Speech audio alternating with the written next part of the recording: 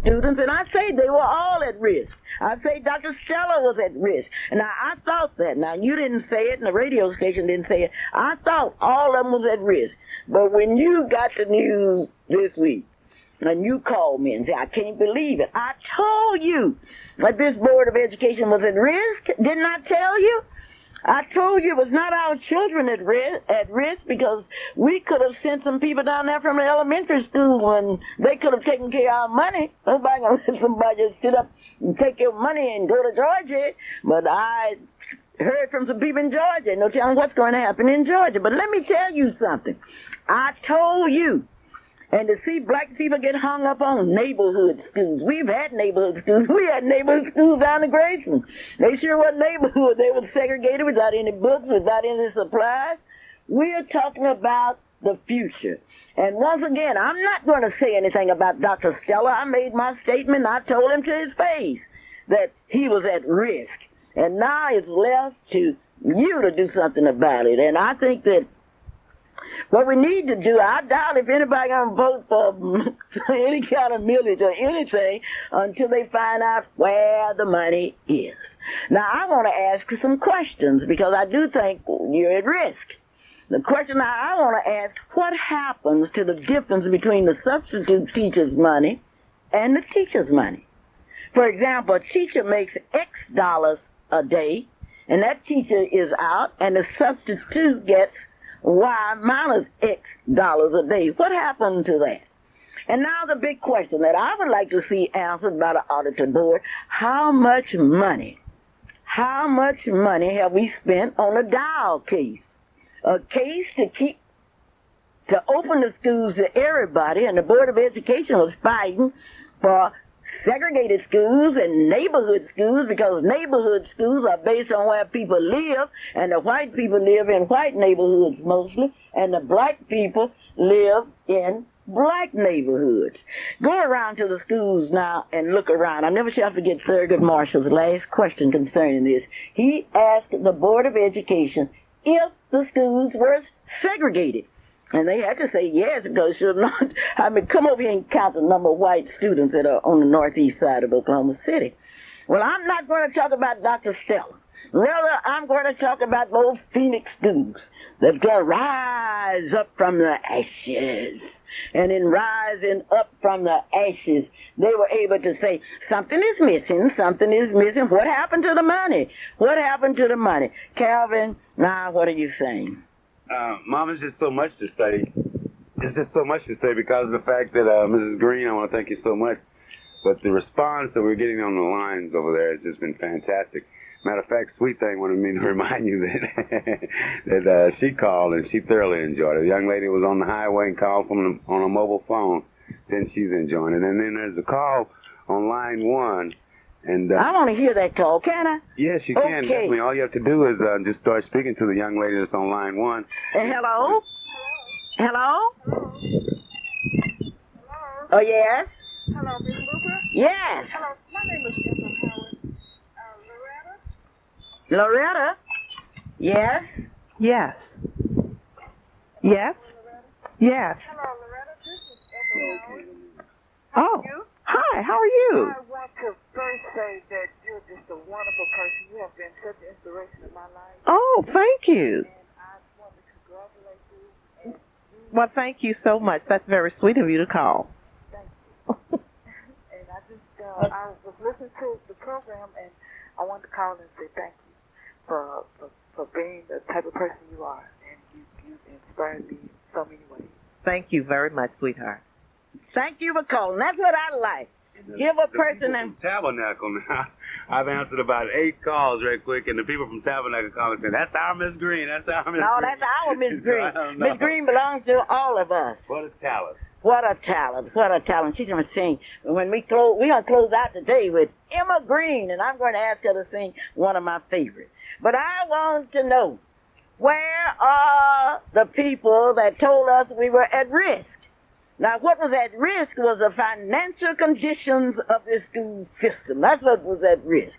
They told us in one school they went and fired all of the teachers and the principals. And changed. They didn't fire them. They just transferred them. Say, okay, you're going here because we're going to prove it. We are going to raise up out of the ashes. Yes, you sure raised up out of the ashes. When that state auditor and when the state attorney general gets through with you, I don't know what the president of the board meant. She said, free at last, free at last. Thank God Almighty, I'm free at last. I just want to know, where are the dollars? And some of you have called me and you've talked about me this week, and I want to talk about you because you don't make enough money. We don't have 50 blacks in Oklahoma City that's making $100,000 a year. Now, if you think you're making some money and you're walking out with $30,000, that's no money. And you talking about taxes and things, that's no money. I want to hear from all you blacks that make from $95,000 a year up. You are making some money, and maybe you will have a problem with the taxes because the rest of us aren't making any money. We are just living from payday to payday. And if you want to find out how rich you are, all I'm saying is get sick. No, don't get sick, because if you go to the hospital, they are waiting on you there. And they say, get your checkbooks out and your insurance. I'm talking about at risk. Who's at risk? You know, last night we saw one of the most beautiful young ladies in America win Miss USA. And this morning I got up and I looked in the paper for her picture. It was no picture of Miss USA. But anyway, before I leave, I'm going to tell you that she won. She represented the state of Michigan. And this is the way people do. They always talk about what our people can't do and won't do. And we do something. We don't make the paper like other people. Now, I want you to get that, because I remember a rape in Oklahoma City at one of the nursing homes. I haven't heard much about that rape. I didn't see the picture of the people that own that nursing home. I didn't hear anybody talking about closing it. Well, anyway, I know one thing, and I would like to make it public. We are all at risk. But leading that band that's at risk was the superintendent of schools in Oklahoma City. Right behind him was marching the board. 1, 2, march, march, march. And came over here and put up signs telling us we were Phoenix schools and we're going to raise up from the dust. Well, I'm old-fashioned. I'm from Hoffman, Oklahoma, but I'd rather be honest than anything else. And that's why I admire one man who said, I'd rather be honest than to be president. Well, uncover the lid. Let it out. Let it be told. Let it resound. We want to know, where is the money? And I would like to know, because we went to Washington to that last trial. The Board of Education and members flew up there. I would like to know how much they spent on that Washington trip. That's what I want to know. I want to know how much did they spend. Did they have those documented receipts? Oh, I want to know. And as a news reporter, I'm going down and I'm going to tell you, I'm going to detail it for you, because you woke up one morning and found out that the issue was not neighborhood schools and segregated schools. The issue was whether or not the Board of Education was able to take care of our finances. Now, I'm not going to let them handle my money, because I don't have but $200. And I'm sure not going to let them handle it, because somebody might, I don't know what happened. But anyway, how in the world do you get by writing a check for $80,000 and nobody questioned it? Well, what a day. It is a day, and it's a great day, but tomorrow is going to be great, because you're going to be part of Fifth Street. And I want all of you former members of Fifth Street to come on home tomorrow. Spend just a little time with us. Mrs. Whiteside says she's preparing something very, very special for you. All the Miss Black Oklahoma contestants, the staff, and the pages are invited to be at Fifth Street Baptist Church tomorrow. You need to come about 3:15 so you can get a seat. Because anytime Mr. James Graham, anytime Mr. Portwood Williams, anytime those two Priscillas step out on the stage, you know it's going to be a learning experience. Remember, Miss Black Oklahoma City is set for April the 3rd. The Soul Bazaar is May 14th and 15th. Don't forget it. Those of you that would like to buy a book, Behold the Walls by Clara Luper, so you can read okay. We would like to thank hundreds of you that are visiting the Black History Monument, located at 25th and North Martin Luther King. I would be ashamed to be in Oklahoma City and hadn't been over to see that monument. And we want you to help us finish the job. We want to finish a freedom garden that will be dedicated to people like Mr. Richardson, like Reverend like many people that have made this day possible. Now, I don't want you to forget that we all are at risk. We are at risk of spending our school clothes. And I heard the worst story this week that I've ever heard. I heard of a young man who was in school, and because that young man was in school, the teacher told the young man to sit down, and the student didn't go as fast as the teacher wanted him to go. That boy's been sent home for the rest of this school year. Now, I'm not talking about white teachers. I'm talking about a black teacher who said that this boy threatened him because the boy didn't sit down as quickly as possible. Now, we've got to look at this thing, and if anything I want you to remember about black history and white history are so similar. If a white snake bite you, you die. If a black snake bite you, you die. Now, I want you to take that and remember that everybody that's black is not your friend, because people can grin at you and take your husband clear away from you, or take your wife, so you better watch that. Calvin, I know you're all smiles. Tell me about it. Not only am I all smiles, Mom, I'm just totally happy. You know, this has been one of our best shows, and the response, Mrs. Green, has been fantastic. And there's Bobby Nicholson has called and said this is one of the finest programs ever. Phil Chapman called, and he said he's just been emotionally moved and inspired by the program. Joanne Hancock, young lady Howard called, and everyone has been tremendously inspired by this dynamic presentation. And I just want to compliment both of you on a fantastic show. Glad that I can be a part of it. It's 1993 Black History Month, Black History Week. Well, I want to thank the people down in Norman, Oklahoma. You know one thing about it, we've got to build some bridges, and I would like to thank Mr. Portwood Williams, Mr. Robert Gates, for helping to build a bridge. Because we built a bridge with Normal school system. Ladies and gentlemen, let me tell you, we had the honor this past week to sit down with the superintendent of schools at Normal, the assistant superintendent, the director of curriculum, and all of them. And we did it at Freedom Center. And they were just so grateful because we built the bridge. And we're going to tell you about that bridge that we built. And many of you will be beneficiaries of that bridge. And we would like to thank Dr. Henderson, who represented the people in Norman, Oklahoma. Mama, there's still a lot of people coming by the Freedom Center looking at that beautiful monument. Yes. Has that picked up some? It is picked up, and it will continue to pick up. Now, let me see, what do I want you to remember? I want you to remember tomorrow at 3:30. I shall expect to see you. Now, don't just wait until I die and come to Fifth Street with all your long resolutions and your long stories, because I told you you were at risk. And you are sure at risk of my talking about you if you don't come to Fifth Street Baptist Church tomorrow. I want to see all of the educators. I want to see these professional blacks. And I would like to repeat it. You blacks not making enough money. You don't have, how many of you are making $100,000 in Oklahoma City?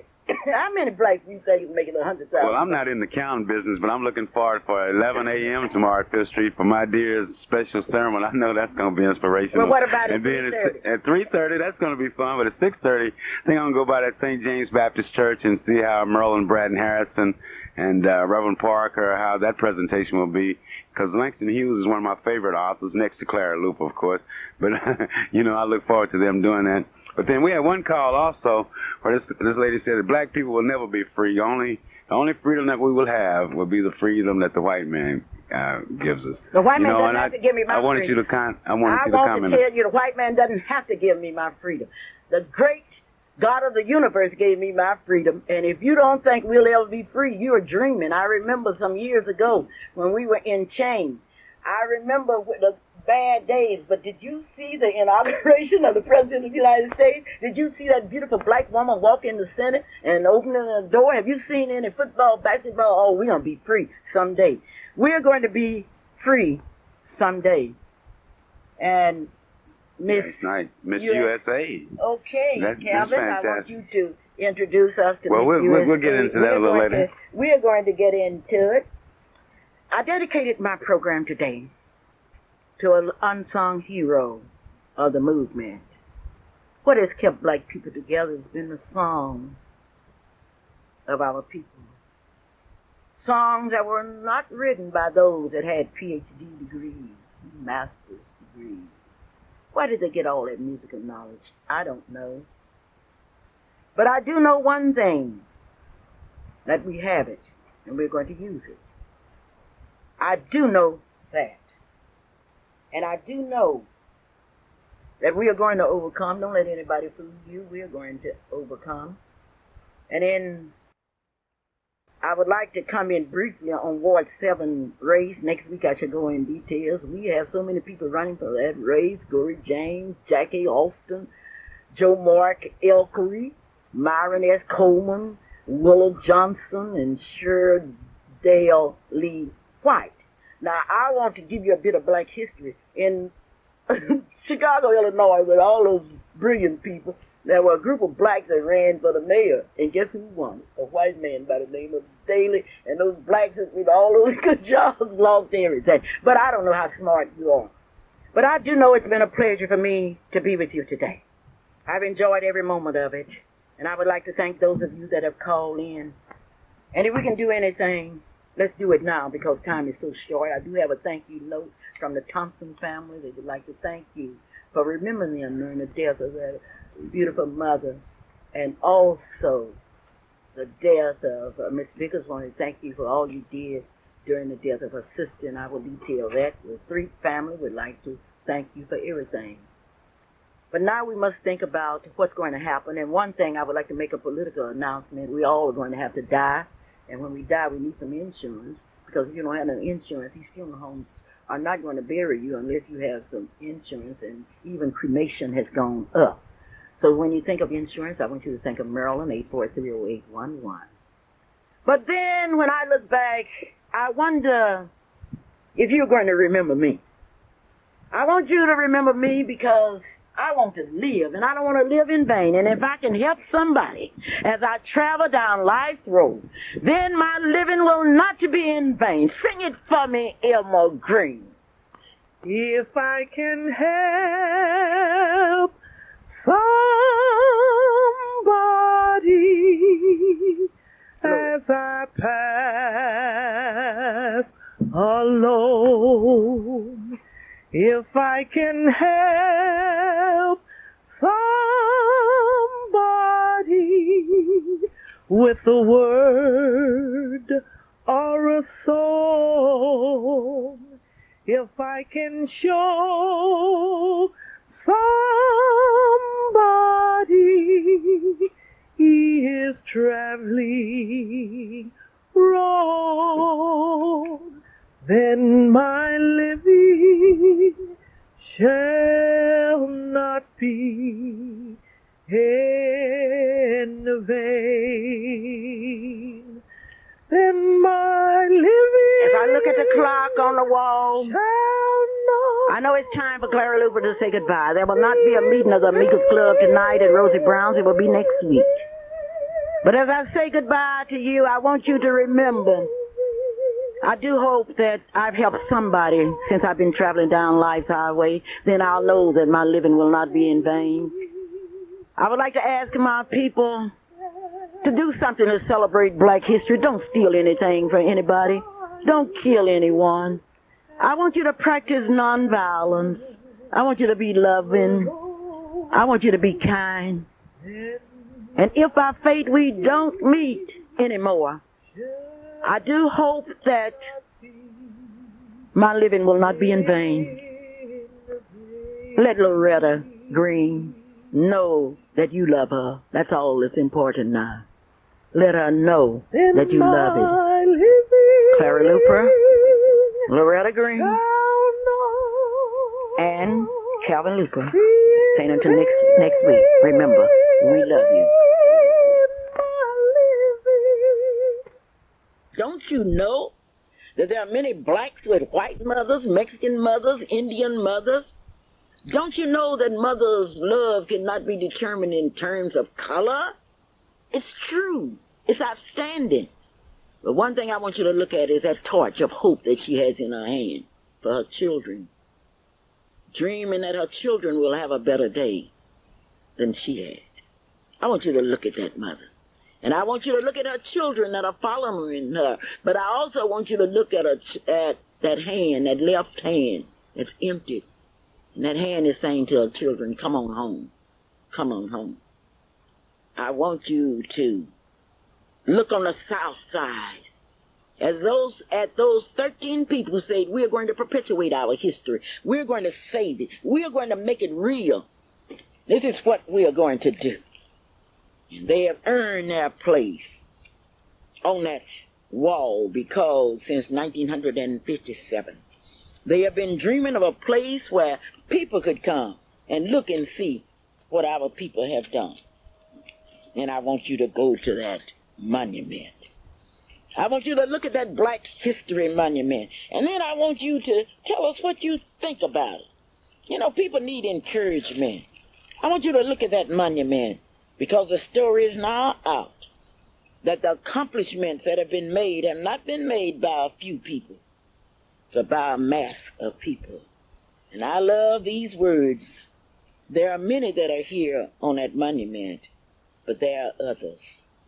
And we are going to work to keep the memory of others alive. Then I want you to look at the Freedom Garden. The Freedom Garden. Oh, I wish I could describe what will happen in that garden, but I cannot describe it because you have not finished telling us how you want it. But I know one thing. That Freedom Garden is going to become a reality. And it's a simple thing. I remember the days that I used to come out here and tell you how much money we needed for the monument, and you responded. And you asked me, Clara, what else do you need for that garden? Oh, we just need $3,000. That's not much.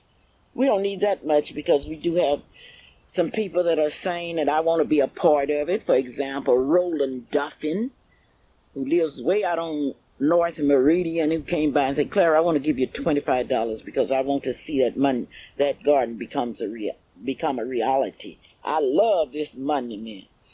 I would hate to say that they built the monument and I didn't help pay for it. They bought the land and I didn't help, and they were working on the garden. But today is the day that you can help because now those of you that are going into Freedom Center, leave a donation, and there's some envelopes in there, and leave a donation and say, I want to see this completed. I need a favor today, and I'm going to do something that has never been done before. With your help, I believe that I can do it.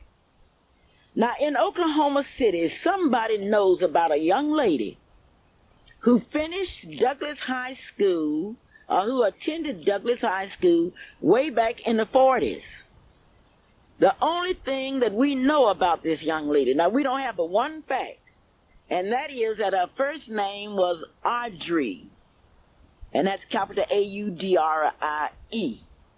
We know that she belongs to a family that's now living in Michigan. And she has been, I don't know, the family has not seen her. Her name was Audrey, and she attended Douglas High School in the 40s. And I need you to call me here today and tell me that you remember Audrey. I don't know her last name. The number out here is 672-1220. A very beautiful young lady. We want to find Audrey. We had somebody say she moved to Pasadena, California. Now, if you attended Douglas High School in the 40s, and you can remember a girl named Audrey, call me. Let's do something that has never been done before. This family has tried to find Audrey. They don't know whether she's still alive or what have you, but they want to find Audrey.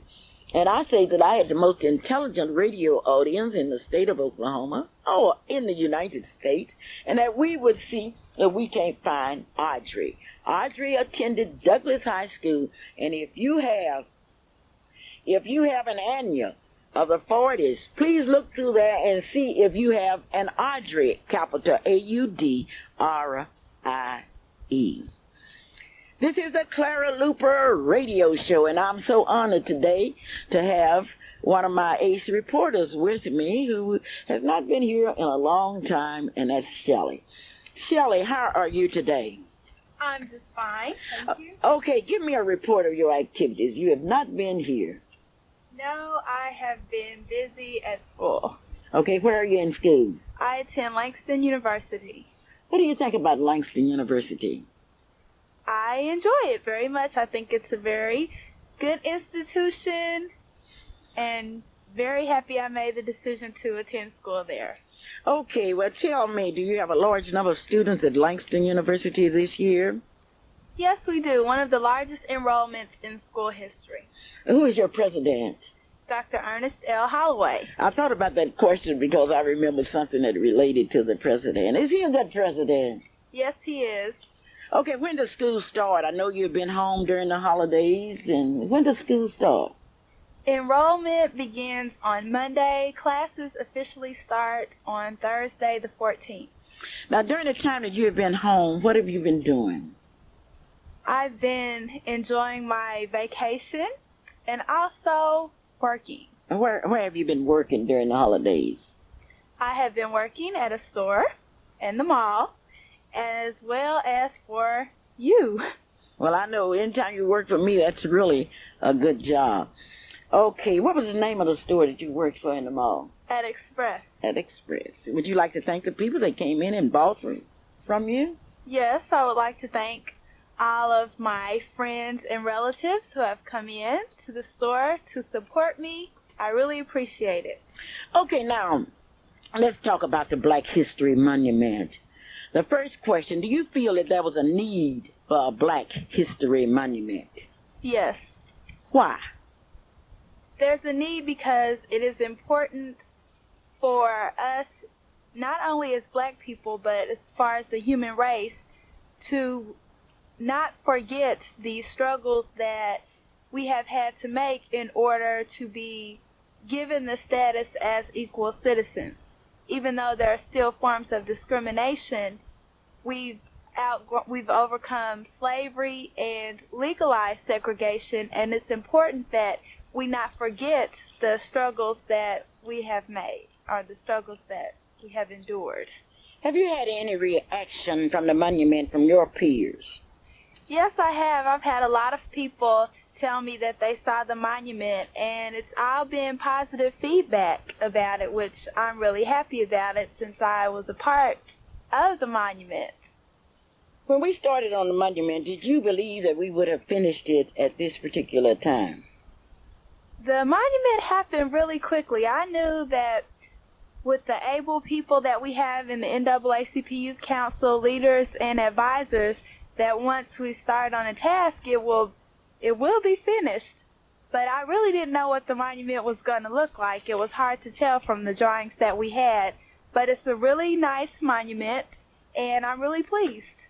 All right, I know you'll be pleased to know that there are many schools that are visiting Freedom Center and looking at the monument and what have you, and I know you're real proud, and I know there'll be a lot of people that will be coming up to the monument taking pictures and also taking pictures with Martin Luther King Jr. Well, on the that's monument wonderful. During his celebration. Who's your favorite character on that monument? That's really a hard question to answer because every character or person on the monument has made a significant contribution to history, and it would be hard just to name one person. I think of you, I think of Martin Luther King Jr., I think of Malcolm X, Benjamin Hooks, and then also the future leaders, such as Chris Fowler and myself. Oh, so it's really hard just to pick one person. You have seen the film Malcolm X. What do you think about him? I thought it was a really good film and important for everyone to see. I think also along with the film, people should read the book. I think the film was pretty much true to the book. The book I'm speaking of is the autobiography of Malcolm X as told to Alex Haley. And I think a lot of people misunderstood Malcolm X.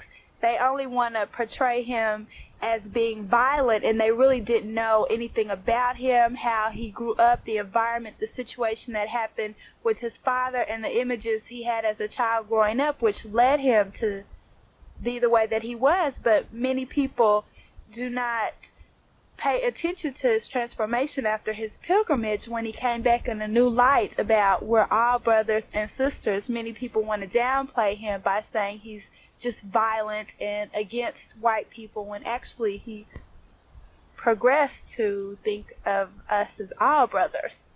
Okay, you've seen a lot of Spike Lee's pictures. Which one is your favorite? It's really hard to say because they all have pretty good messages. But I would say, as far as the historical,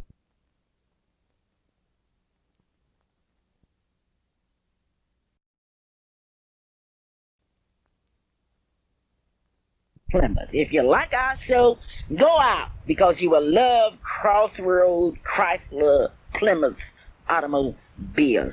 I'm talking to Shelley Luper, who is at Langston University and very, very happy. Most of the Lupers will be headed to Phoenix, Arizona tomorrow, where they will say goodbye to Billy Luper Steele. Many of you remember Billy Luper Steele because she stayed with us after she finished high school in Denison, Texas, and went on to Mount Sinai to study nursing. She became an RN nurse and then an administrative nurse, moved out to Phoenix, Arizona, where she has been. Billy was very close to all of us, and I know the people at Fifth Street to remember her because during the time that she lived in Oklahoma City, she was at Fifth Street Baptist Church. Funeral services for Billy Luper Steele will be held on Tuesday morning at 11 o'clock in Phoenix, Arizona. Shelley, I'm sorry that you cannot go with us. You have to be back in school when? on Monday to on enroll. Monday. Okay, well, we will represent you. This is a Clara Luper radio show, and it's time for you to go have your picture made. Go have your picture made in order that you can look at yourself and say, oh, I know I'm good looking. You know, if you aren't proud of yourself, who will be? And I want you to really be proud of yourself. I want you also to support the Keepers of the Dream banquet today at 12 o'clock. Ladies and gentlemen, it is now time for us to talk about Miss Black, Oklahoma. We are so proud of the fact that this is our 24th year, and you have taken the first step in participating in the Miss Black Oklahoma pageant because you know about it. And here's Shelley with additional information. The Miss Black Oklahoma pageant has been an example of pride, success, and achievements throughout the years and history of Oklahoma. It offers a platform on which contestants, past and present, are able to display their beauty, charm, poise, intellect, knowledge, courage, talent, and elegance. This pageant opens its doors to each and every female 17 to 29 who seeks success and the opportunity to develop the necessary tools and skills that will afford them a golden opportunity into the mainstream of American life. This pageant is designed for those who are deeply concerned with social, moral, and academic standards, as well as the plight and future of young people. Miss Black Oklahoma is the first step toward a future and career that offers its participants the ultimate dream. It also offers an opportunity to help and be of service to others. If you possess these qualities and ambitions, please complete this application that you can receive if you would like. You may be the next Miss Black Oklahoma and soon to be on your way to an opportunity of a lifetime. Shelley, you have been with the pageant all of your life. You are Page. What can you say about the Page program? The Page program is a wonderful program that was initiated several years back when I was very young. And the program offers young people role models and also builds self-esteem within themselves. The Pages, which are ages 5 to 17, 16, they're treated almost like a contestant. They participate in every phase that the contestants do except for talent. However, they're not judged.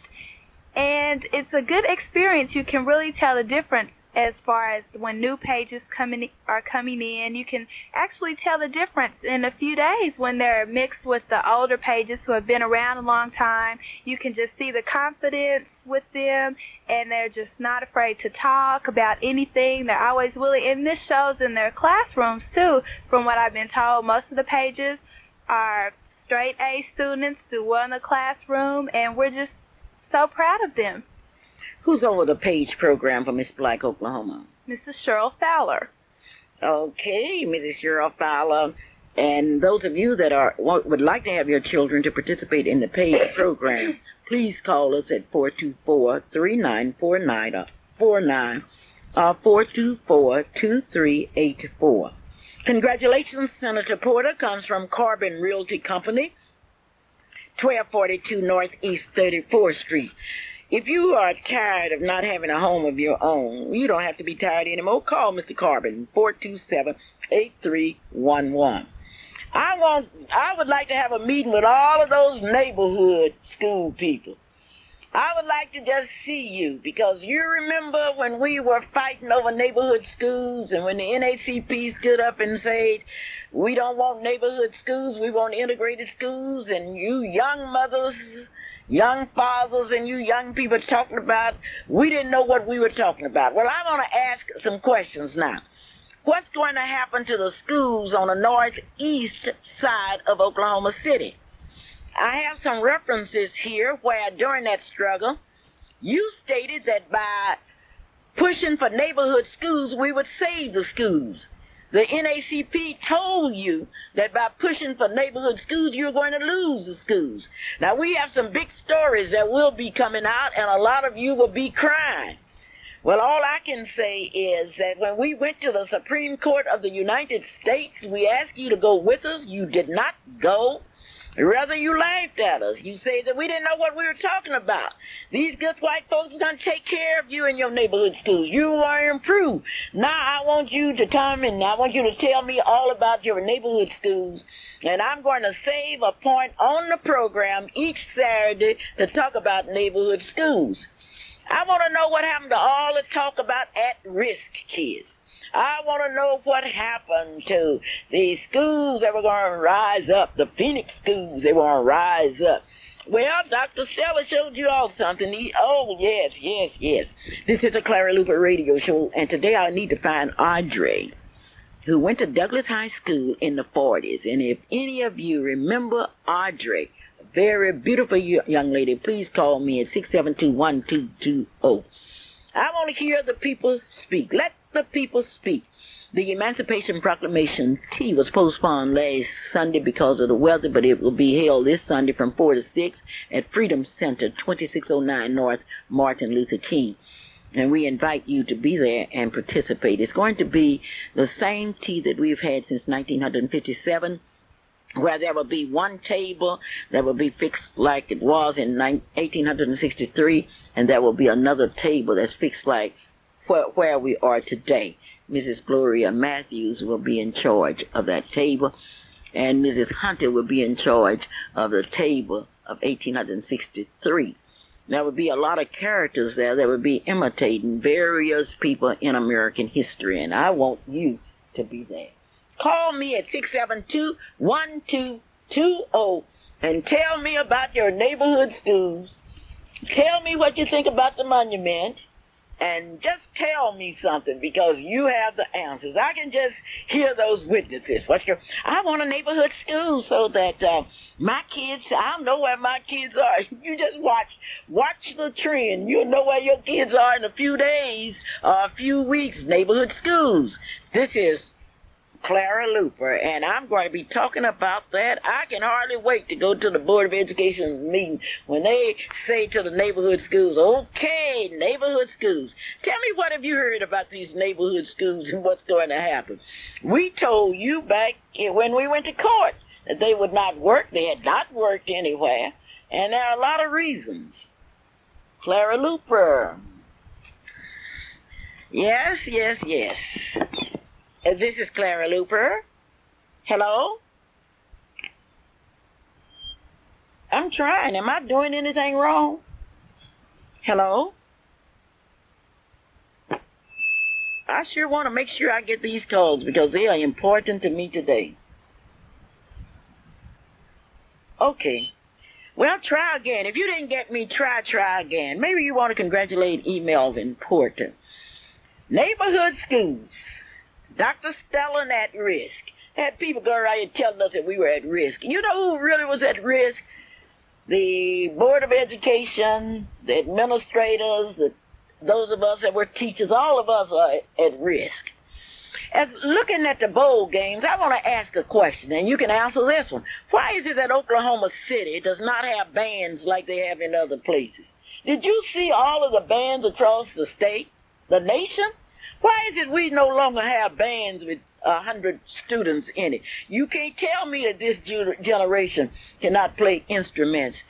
Are we looking after the cultural part of our young people? Did you see all those bands?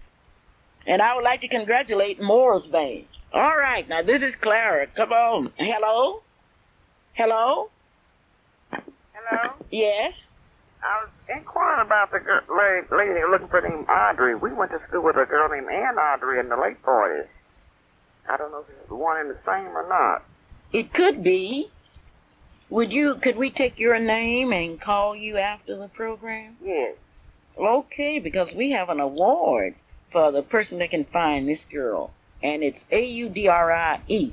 Now, we have a picture of her which says, yours sincerely, Andrea. Mm-hmm. Okay? Yeah. Would you give us your name? Yeah, my name is Ernestine McVeigh, M-C-V-E-A. Uh-huh. My number is 424-1372.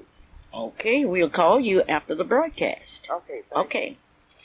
I want to know, where are the neighborhood school people? Where are those at risk? Where are those Phoenix? Well, we're getting ready to start a new legislative term. We know about the Black Caucus, and I've been very critical of the Black Caucus, and some of you have jumped on me, but you didn't even know that in the Black Caucus, that if one person vote against an item, that cannot go over. And I want to invite Representative Munson, the chairperson, to come out and explain it to us. Hello? Hello? Are you afraid to talk about these neighborhood schools that you all worked so hard for?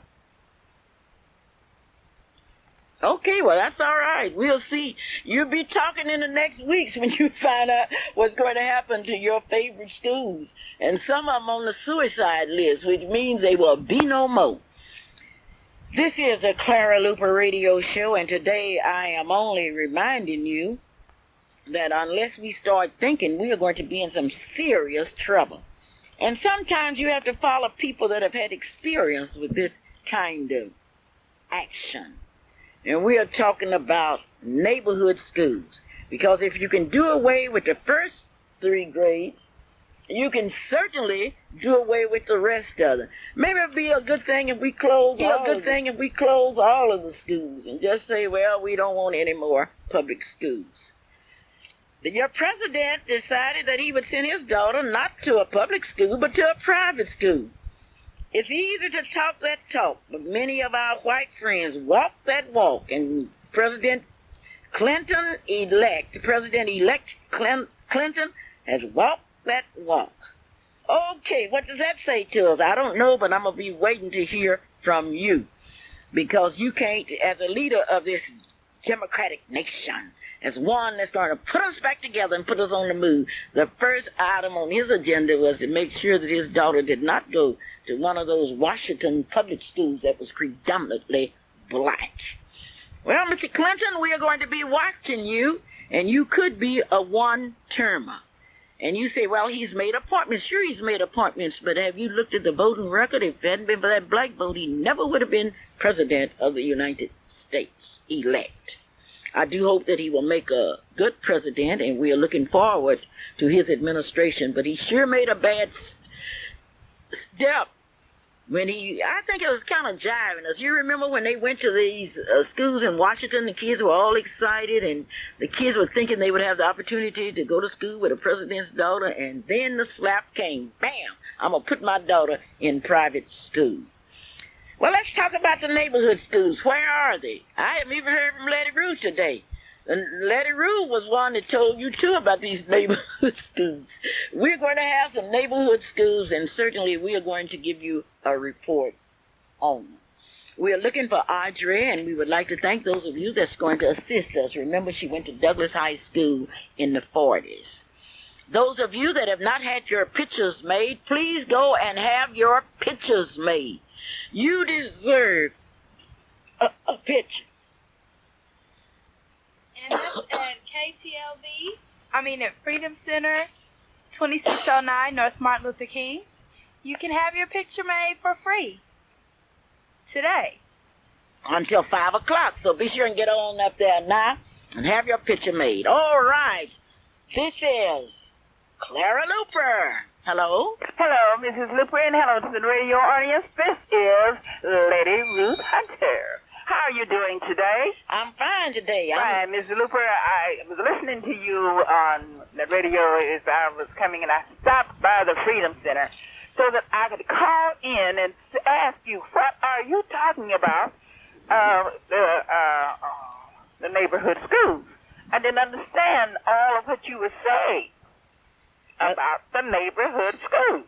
Well, Oklahoma City is going to receive an educational shock, I think, by the end of this year as you look at the neighborhood schools. And I want you all to tell, no, not you, because you were with us. You remember how those young black mothers stood down there and told us what all was going to happen as a result of neighborhood schools? Oh, sure. They wanted those. They thought those were the best things that could happen in Oklahoma City. They wanted the neighborhood schools, and they wanted their children, they could just see all of the good possibilities. But from what I could hear you say, I know that we're not going to go back to where we were. Like when we had all of the fifth-year centers, do you remember we had no elementary schools on the northeast sector of town? Not an elementary school. So all of our little children were bused someplace. Now you tell me that we are not, and we had all the fifth-year centers, so now we're going to have what? I'm not going to tell you. It's going to come from your Board of Education and your neighborhood school fans. This town is going to be shocked when they find out what's going to happen to the schools. Now, what we would ask you to do is to be on the alert. And be on the alert. Look out. See what's going to happen to the schools. So, in other words, they're taking all of our high schools and going to give us all the elementary schools. I'm not saying what they are going to do, because that's going to come, that announcement will come from the Board of Education and the administrators. I'm just going to say, watch it. You can dress a snake up in all kind of clothes and put him in the living room, the dining room, or the kitchen, but he's still a snake. And so you can dress segregation and discrimination up, call it at risk, call it, what you call those Phoenix schools that's going to rise from the earth? From the ashes. From the ashes. I still haven't figured that one out. That has been a mystery to me then. It's a mystery to me now. I'm looking for something to come up out of them ashes, because what I saw there were already alive. And they tell me that Phoenix bird was something that burned to ashes, and something had to come up out of them ashes. Something's going to come up all right, but it's going to shock you, and it's going to knock a lot of people out of jobs and opportunities. But maybe that was all in the plan. Now, NACP has had years of experience in fighting discrimination, and we know it when we see it. We know a snake when we see one. And you haven't heard anything about the at-risk schools this term, have you? No, and the Phoenix is dying down, too. Okay. I thought it was supposed to come alive, but look like the Phoenix is dying down. Now, which way is it supposed to go? I don't know, but I'm going to invite the educators here, but I want to wait until the story breaks. I just want to see the faces of people in this community saying, I didn't believe that they would close my school. We told you that, though, didn't we? I'm telling you. I am telling you. I'm telling you. Well, Miss Luper, we live and learn, I guess. So I wonder what it's going to do when they take all of our high schools and give us grades 1 through 5 all on the northeast side. I don't know. Now, I didn't say that. I didn't say that. This is my thinking. I'm saying, Mrs. Luper, that Mrs. Hunter is wondering what is going to happen. That's my thought, my idea, and my thinking, and my opinion. I'm wanting to know. Because I hope we will not go to that kind of a plan again. Well, they can't put it on Dr. Stella because he's in Georgia and he should be living good. Right, sure, he should be living good, because look, he can live good on the kind of money that they gave him one time. Was more money than I made in years.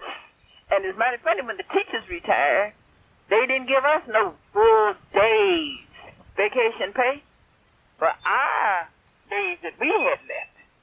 They didn't give us a full day's pay. And I'm wondering, I can see why they didn't give him a prorated amount. But they gave him, they said $400. I can't believe that. Well, maybe we have some coming. Maybe they'll go back and look at all of the other teachers and give us some. Well, maybe they will. So evidently they guys had that kind of money. And you know, remember, Ms. Luper, They had just given him a bonus of $7,000. I can't believe this. Well, I don't blame him. The blame could not be on him because somebody would give you $7,000 and you've done a job well. And we'll see. We're going to look at this job. And let me ask you a question. I looked at the bands during the Bowl Parade. Why is it that Oklahoma City, with thousands of young people, why is it that we can't have no big bands? I don't know why our bands have gone down like they have, but they have gone down, and they're way down. I questioned that, Mr. Luper. I questioned that when Douglas High School did not have a band. I questioned that. And I went to the board, and I talked with Dr. Stella, and I told him I thought we should have a band, and it's a shame that he was denying the school that privilege. And he sent a half-day teacher over there. I said, forget it. Because you can't be no half-day teacher. You're going to teach some classes and band, too. That was a matter of impossibility. But we will see what we will see. And until the citizens and the patrons of this town wake up, and see what's happening, and do something about it, we will continue to be on the low limb of the tree. Well, Letty, while you're talking, I would certainly like to call your attention to that Methodist paper that tells this whole story of Clara Luper. What did you think of it? Ms. Luper, that was the most fantastic, fascinating article that I have ever read. And this paper came out of Dallas, Texas. Dallas, Texas. Now, if you have not seen that article, and it says a star, what was the title? A Star of Hope guides Clara Luper. Star of Hope guides Clara Luper. And not only that, he's going to run another feature. I think, isn't it this week he told me on yesterday? Yes, that would be so another if feature. you have not gotten this paper, you ought to go to the newsstand and see if you can't pick this up and read about that Texas, Mrs. Luper. Oh, it hurts my heart to know that Texas is writing about somebody that Oklahoma City should be writing about. Texas has to do what Oklahoma City should have done. Well, I appreciate that, and I'm really excited about it. Letty, as we look now, we are talking about Miss Black Oklahoma. What do you think is the advantage of having young people involved in the Miss Black Oklahoma pageant? Mrs. Luper, I have been working with this program since day one. And I think this is the most fantastic and educational and promotional program that we can give our young blacks. Because this gives them a feeling of dignity, gives them a feeling, let's not use that big word, feeling that I am somebody also. That we can do like we see others do on TV. And that we do have talent. And we are talented. And we are graceful. We are powered. We have charm. And we are intelligent. And this gives them a chance to show to the world. And I hope our black girls will never stop. Because this is one in musical education. Leroy Hicks' funeral will be held this morning at 11 o'clock at the Fairview Baptist Church here in Oklahoma City. Lady Ruth Hunter, a co-worker of Leroy Hicks, will be giving a special tribute on behalf of those of us of KTLV Radio in Oklahoma City. This is the Clara Luper Radio Show. It's been a long week. We've had a great loss. Yesterday I had the opportunity to go into the home of Leroy Hicks. I had the opportunity to talk to his devoted brother from Chicago, who said to me, my brother was a musical genius. I had the opportunity to go through his musical studio, seeing hundreds and hundreds of tapes and records so neatly placed, with names, with dates. And then in his main office there were pictures of those that had meant so much to his life. Yes, Leroy Hicks, the musician's musician, will be funeralized today at 11 o'clock. Lady Ruth Hunter will be calling, giving us a special salute. Many of you know Leroy through his devotion to his mother. Well, I want you to know that today his mother's in the hospital and I would like for you to join us in praying for her recovery. Faithful to his mother, but his brother says, I'm going to stay here and take care of my mother. What a tribute. What an honor. Lady Ruth Hunter will give a special salute to our co-worker in the great cause of education. This is the Clara Luper radio show. This is Clara Luper. And today is going to be a great show because you are listening, and I want to take this opportunity to thank you for your support through the years. I would just like to say thank you. Thank you, thank you. And I want you to be sure and stay tuned to the Clara Luper radio show because I'm going to give you some reports on some very important activities. What is important? Life is so important. Life is so important. And then during the past weeks, we have lost so many of our friends. And then sometimes we stand on the sideline and say, why didn't I do that? But that's why today is so important. Gates Barbershop extends sympathy to the students, the friends, and the hello?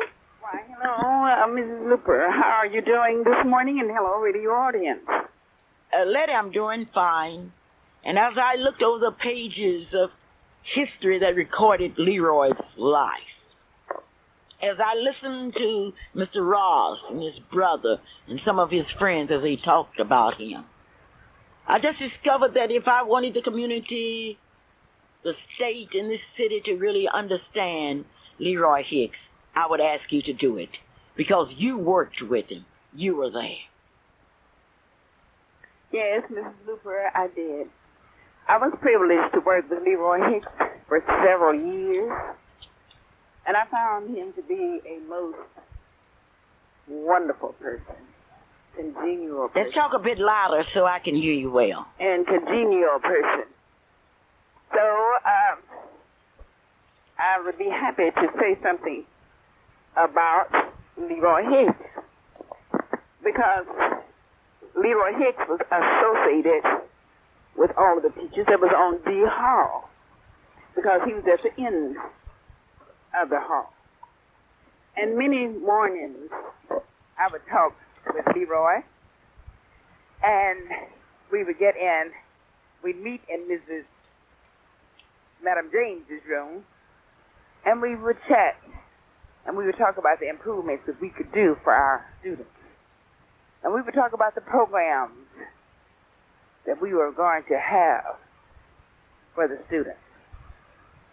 And I was just so happy that each time that I would ask Mr. Hicks to play a special thing, or to do a special thing, or to participate on a special program, I never got any no's. He would always do it. I'm thinking about the many church programs that I asked him to play and be on for me. I'm thinking about the number of award programs that was held at Douglas High School. And as you reflect, and if you ever pick up any of your back programs, the choir had a position on those award programs. For our commencement exercises, the choir had a position on that program. When we had our homecoming program, the music department that Mr. Hicks directed had a position in those programs. For our Christmas program, Mr. Hicks choir gave the program. And I remember for my fashion shows, Mr. Hicks would always furnish me some solos, duets, and trios for my fashion show. And the talent program that he gave was superb. Each time that he sponsored the talent program, it was on a standing room. The auditorium would be packed.